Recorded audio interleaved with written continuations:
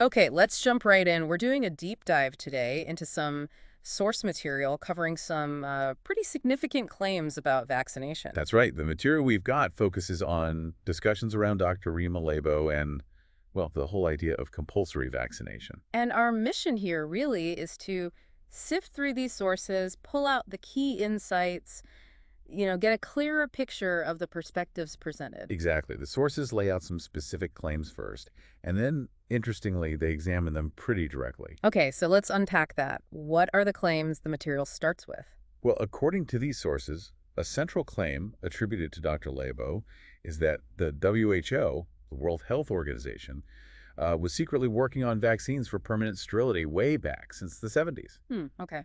That's a big one. What else? There's also talk about squalene in vaccines. The claim presented is that it causes severe autoimmune diseases. Right, I saw that. And didn't the material also mention a claim about the swine flu vaccine, something about it being mandatory in the U.S.? Yes, mandatory and containing live viruses and other harmful stuff. That's how the claim is presented in the sources. Okay, so the material lays these out, but you said it examines them. How does it Oh, do that? wow. Yeah, this is where it gets interesting. The sources immediately counter these points. On the WHO fertility vaccine claim, the material calls it a misrepresentation. A misrepresentation. How But so? it points out that, yes, the WHO did have a task force back in '72, but its goal was developing contraceptive vaccines for voluntary family planning. And it says these efforts were transparent, not some secret sterilization agenda.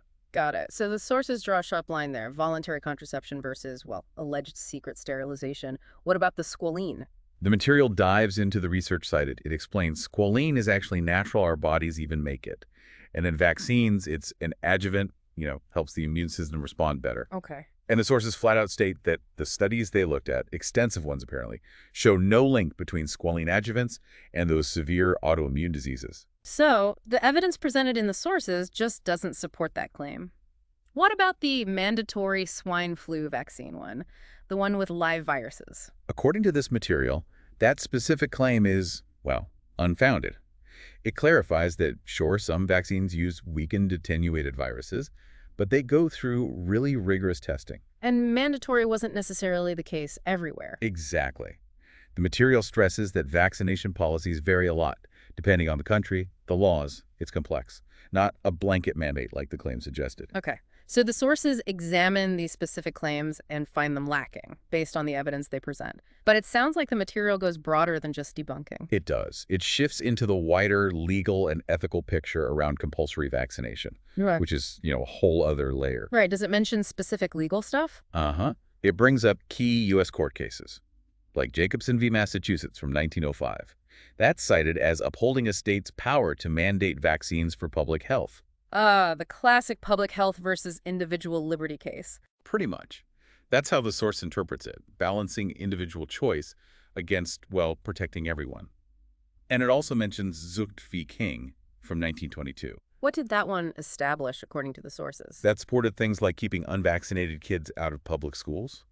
So the material uses these to show there's a long legal history here. Makes sense. And the ethics beyond the law. Yeah, the sources get into that tension. Individual autonomy, making your own health choices, versus collective safety. The bioethical analysis presented suggests mandates can be justified. Can be, Yep. but with conditions. Exactly. Justified, the material says, to prevent serious public harm if they're proportionate and, crucially, include things like medical exemptions. So let's try and summarize what these sources are telling us. They look at specific claims, WHO, squalene, swine flu mandates, and find them unsubstantiated based on the evidence presented. Correct. The material argues those specific claims lack scientific or legal backing. But it also acknowledges the underlying concerns about autonomy are valid points for discussion. It frames actual vaccination policy as something built on, well, a lot of research and ethical thought. Right. The picture emerging from this material is that you really need to look carefully at claims and the evidence, understand the different angles, the legal context, the ethics.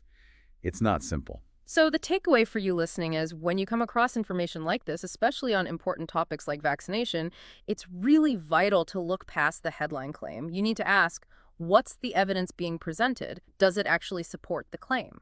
Yeah, and this deep dive reminds us that, according to the view presented in these sources, vaccination is seen as a critical public health tool based on science and ethics. Mm. It demands a nuanced view, weighing individual rights against the common good. Absolutely. So here's something to maybe chew on after listening.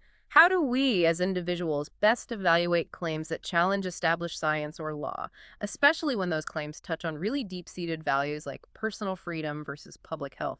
Definitely something to think about.